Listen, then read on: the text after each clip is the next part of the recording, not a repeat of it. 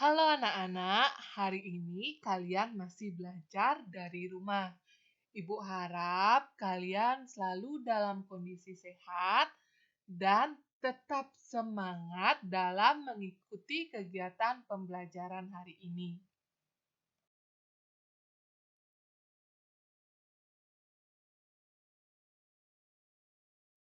Hari ini kita belajar di tema 5, cuaca, subtema 2, perubahan cuaca. Sekarang kita mulai dari pembelajaran 1. Yang akan kita pelajari di pembelajaran 1, yang pertama cuaca dan perubahannya, yang kedua perbandingan pecahan, dan yang ketiga menari burung ketilang. Kita lihat teks bacaan berikut. Pagi ini cuaca sangat cerah. Matahari bersinar terang. Siti dan teman-teman berbaris mengikuti upacara bendera. Saat istirahat, cuaca berawan. Mereka pun bermain di halaman sekolah dengan nyaman. Mereka bermain tapak gunung dan lompat tali. Namun, saat pulang sekolah, cuaca berubah mendung. Tanda sebentar lagi akan turun hujan. Siti dan teman-teman segera pulang ke rumah. Ketika mereka tiba di rumah, hujan pun turun. Ternyata cuaca dapat berubah-ubah. Keesokan harinya, Beni mengajak Udin dan Edo berkumpul di halaman sekolah. Saat itu cuaca masih terlihat mendung. Banyak genangan air terlihat di halaman sekolah. Beni dan teman-teman memilih istirahat di bawah pohon. Mereka bercakap-cakap tentang cuaca kemarin. Nah, di sini Beni mulai percakapan dengan pertanyaan, apakah kemarin kalian kehujanan? Mengapa tiba-tiba hujan ya? Padahal pada pagi hari cuaca terlihat cerah. Nah, di sini Edo menjawab, saya tidak kehujanan. Cuaca memang terlihat berubah-ubah sejak pagi. Apakah kamu memperhatikan hal itu, Udin? Nah, giliran Udin menjawab, iya itu, pagi hari cuaca cerah. Namun saat istirahat cuaca berawan. Siang hari cuaca berubah mendung. Lalu turun hujan. Nah, ini dia. Terlihat perubahan cuaca yang diamati oleh Beni, Edo, dan Udin. Selanjutnya kita lihat teks bacaan cuaca dan perubahannya. Cuaca di sekitar kita dapat berubah-ubah. Cuaca dapat berubah setiap hari. Jika hari ini hujan, esok cuaca dapat menjadi cerah. Jika hari ini cerah, esok saja dapat berubah menjadi hujan. Jangankan menunggu satu hari, yaitu besok. Nanti saja ketika kalian pagi hari bangun cuaca cerah, siang hari bisa berubah menjadi berawan, dan sore harinya bisa hujan. Nah, jadi cuaca itu dapat berubah dalam hitungan. Saat cuaca cerah, matahari bersinar terang sehingga udara menjadi panas. Cuaca berawan terjadi ketika awan berkumpul menutupi sinar matahari. Nah, seperti itu. Jadi, perbedaan cuaca cerah dan cuaca berawan itu terlihat ketika matahari bersinar terang, maka disebut cuaca cerah. Nah, ketika matahari tertutupi awan, itu disebut cuaca berawan. Cuaca mendung pertanda akan turun hujan. Langit berwarna kelabu. Sebelum hujan, terkadang udara terasa agak panas. Jika hujan turun, udara terasa dingin. Titik-titik air mulai turun menjadi hujan rintik-rintik atau gerimis. Bahkan terkadang bisa hujan yang lebat. Bisa juga disertai dengan petir. Nah, dari bacaan yang Ibu bacakan tadi, kalian diingatkan kembali, cuaca adalah keadaan udara pada tempat tertentu dalam waktu yang singkat. Jadi bisa saja hari ini di Tuban, pagi harinya berawan, siang harinya hujan, dan malam harinya kembali berawan. Atau di Dalung bisa saja seharian ini cuacanya cerah, karena cuaca itu adalah keadaan udara pada tempat tertentu. Yang dimaksud pada tempat tertentu di sini adalah pada cakupan tempat yang sempit. Jadi, belum tentu cuaca di Tuban dengan di Dalung itu sama. Sudah paham kan apa maksud dari keadaan udara pada tempat tertentu? Nah, kalau dalam waktu singkat, itu bisa berubah dalam hitungan menit ataupun jam. Selanjutnya, kita lihat faktor yang mempengaruhi perubahan cuaca. Yang pertama ada suhu, yang kedua ada kelembaban, yang ketiga ada tekanan udara, yang keempat ada curah hujan, yang kelima ada keadaan awan, yang keenam ada keadaan angin, dan yang terakhir ada sinar matahari. Yang cukup kalian pahami adalah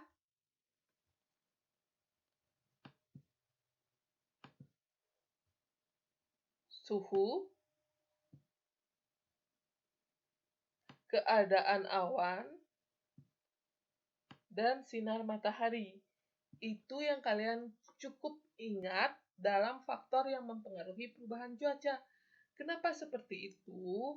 Karena kalian gampang membedakannya. Jadi, misalnya ya saat cuaca cerah, maka suhu pun terasa panas dan tidak terlihat awan. Yang terlihat hanya sinar matahari. Sebaliknya, jika cuaca berawan, nah suhu menjadi mulai dingin atau agak sejuk. Nah, keadaan awan pun mulai terlihat awan di langit. Sudah menutupi sinar matahari sehingga matahari tidak tampak sinarnya. Itu salah satu contoh yang bisa Ibu berikan. Hari ini adalah hari Minggu. Saat sore hari, cuaca berawan dan udara terasa sejuk. Dayu mengajak teman-temannya ke balai desa. Dayu mengajak mereka beraktivitas di luar rumah. Dayu, Siti, dan Nani akan belajar menari. Sementara Beni, Udin, dan Edo mau bermain bola di lapangan. Sebelum beraktivitas, Dayu mengajak mereka untuk menikmati buah melon yang dibawanya. Beni mengambil satu buah melon. Melon itu sudah dipotong-potong oleh Dayu di rumah. Beni lalu menghitung potongan melon tersebut. Nah, ini dia contoh dari bentuk melon. Walaupun tidak sesempurna seperti gambar melon yang Ibu tampilkan ya. Lalu ini tampilan melon ketika sudah dipotong menjadi, ya kita bantu Beni menghitung potongan melon. Ya, yang kita mulai 1, 2, 3, 4, 5, 6, 7, 8. Jadi terdapat 8 potongan buah melon. Untuk satu buahnya ya. Nah, bagaimana jika potongan itu dinyatakan dalam bentuk pecahan? Karena yang seperti kita ketahui, satu buah melon dibagi menjadi 8 bagian. Maka setiap bagian itu dinyatakan dalam bentuk pecahan. Melon yang pertama telah dipotong menjadi 8 bagian sama besar. Dalam bentuk nilai pecahan, bagian itu dilambangkan dengan 1/8. Jadi, setiap bagian buah melon bernilai 1/8.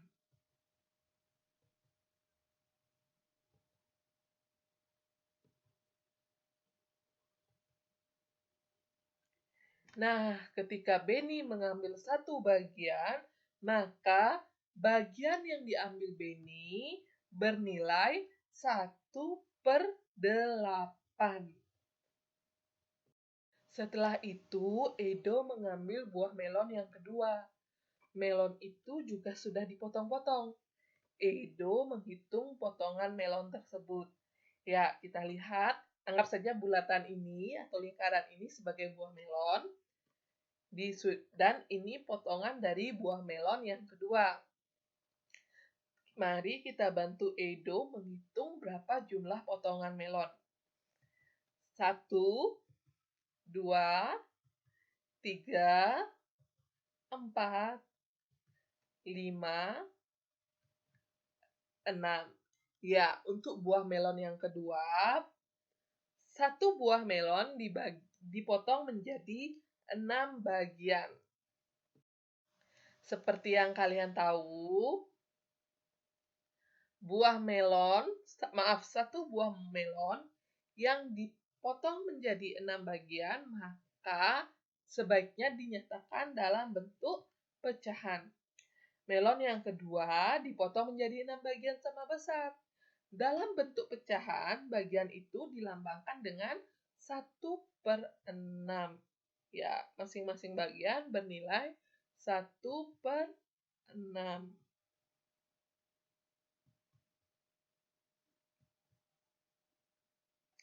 Nah, itu dia. Jadi, jika kalian melihat suatu benda yang dibagi menjadi beberapa bagian, maka benda itu dinyatakan dalam bentuk pecahan.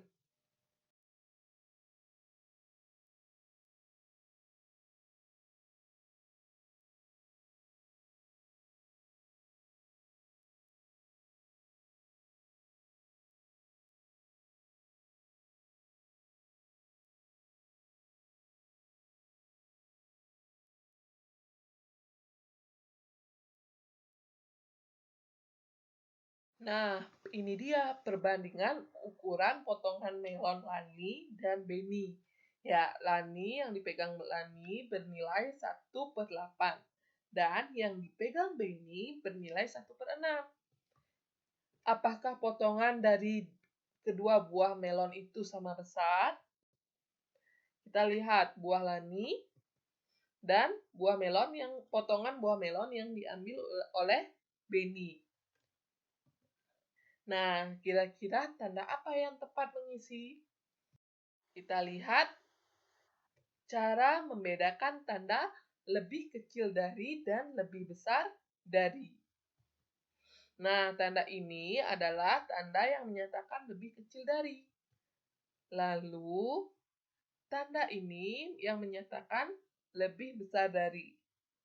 Dan ada tanda sama dengan, yang artinya jika perbandingan pecahan itu bernilai sama. Cara kalian membedakan cukup gampang.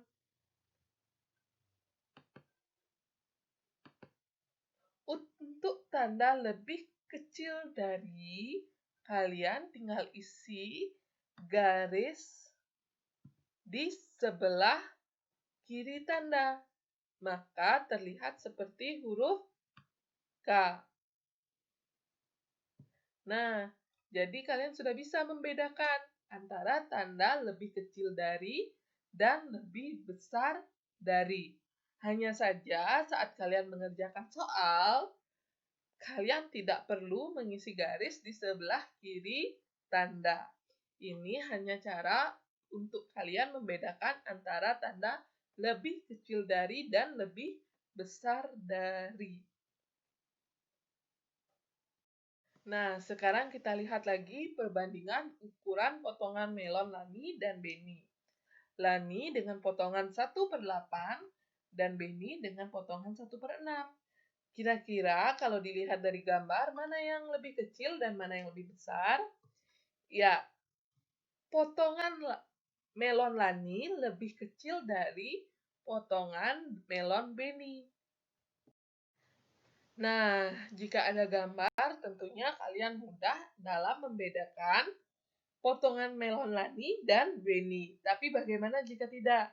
Ya, caranya adalah dengan kalian melihat pecahan yang merupakan nilai dari potongan melon Lani dan Beni, yaitu pecahan 1/8 untuk Lani dan 1/6 untuk Beni. Nah, sekarang bagaimana cara mencari perbandingannya? Kita lihat penyebutnya dulu. Di sini Lani penyebutnya yaitu 8, dan Beni penyebutnya 6. Apakah penyebut dari pecahan Lani dan Beni itu sama? Tidak kan?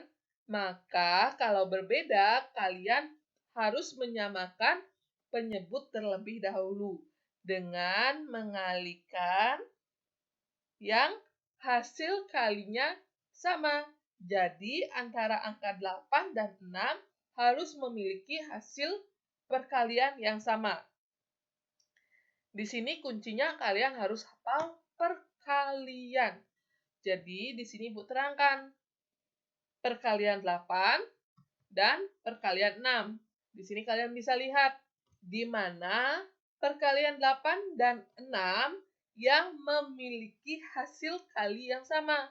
Ya, ada 8 dikali 3 sama dengan 24 dan 6 dikali 4 sama dengan 24. Jadi di sini untuk 8 kalian kalikan 3 dan untuk 6 kalian kalikan 4. Kita mulai dari pecahan 1/8. Nah, ketika 8 dikali 3, maka 1 juga harus dikali 3. Kenapa seperti itu? Karena pembilang atau penyebut harus dikali dan dibagi dengan bilangan yang sama. Jika tidak dikali atau dibagi dengan bilangan yang sama, maka kita tidak dapat melakukan proses operasi hitung perkalian atau pembagian. Sekarang kita lihat hasilnya. Ingat, tulis tanda per dulu. 1 dikali 3 sama dengan 3. 8 dikali 3 sama dengan 24. Jadi, pecahan 1/8 senilai dengan pecahan 3/24. Sekarang kita lihat pecahan 1/6. Nah, di sini pecahan 1/6, karena 6 dikali 4, maka 1 juga harus dikali 4. Sama seperti penjelasan pada 1/8 tadi. Pembilang dan penyebut harus dikali dengan bilangan yang sama. Jika tidak, maka tidak bisa dilakukan operasi hitung perkalian untuk penyamaan penyebut. Jadi, 1/6 sama-sama dikali 4 hasilnya. Ingat, tulis tanda per dulu. 1 dikali 4 sama dengan 4. 6 dikali 4 sama dengan 24. Jadi, pecahan 1/6 senilai dengan 4/24. Nah, selain 8 dikali 3 sama dengan 24, 6 dikali 4 sama dengan 24 juga, di perkalian 8 dan perkalian 6 juga terdapat hasil kali yang sama, yaitu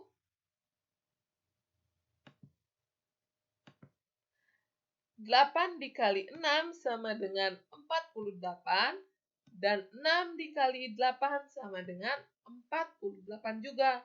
Hanya saja kita mencari perkalian terdekat. Jadi yang Ibu gunakan adalah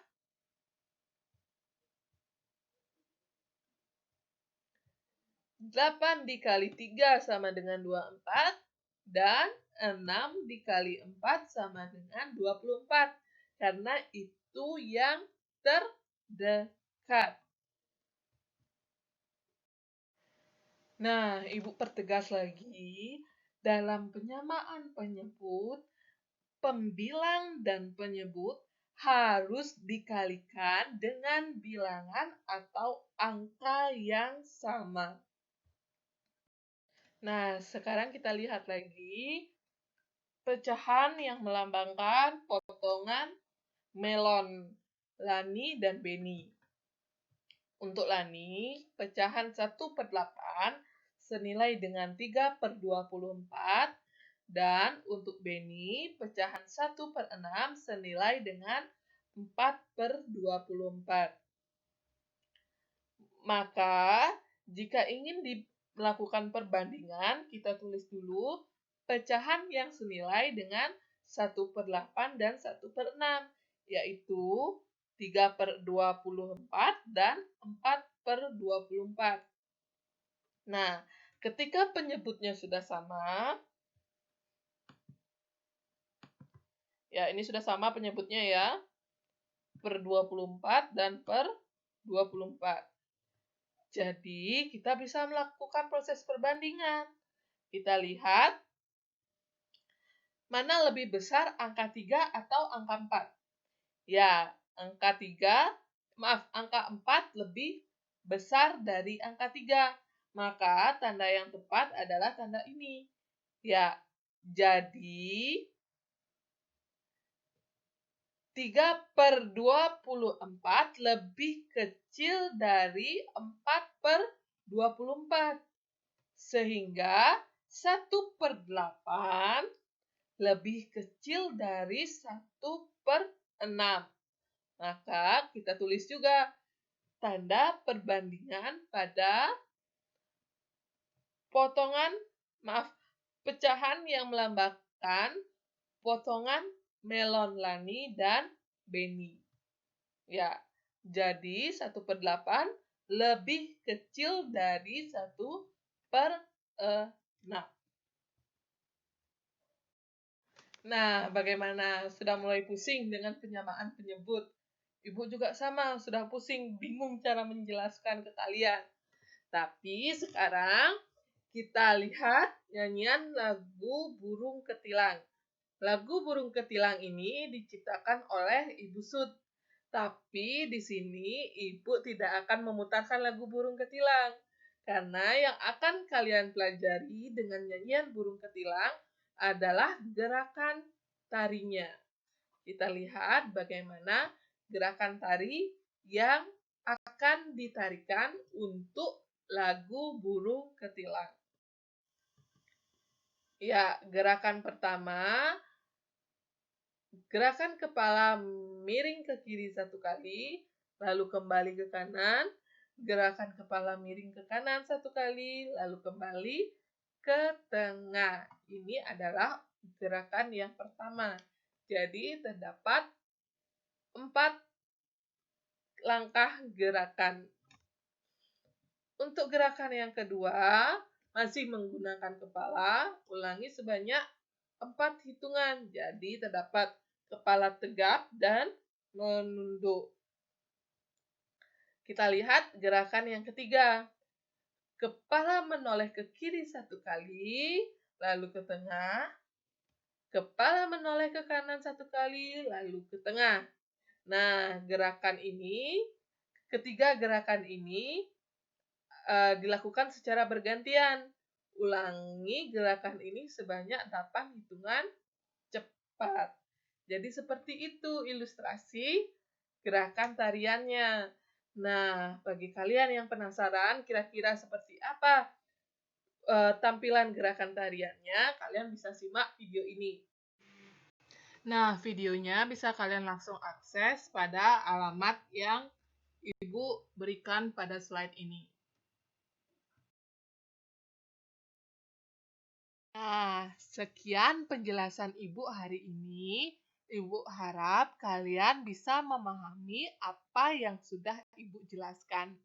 Terima kasih.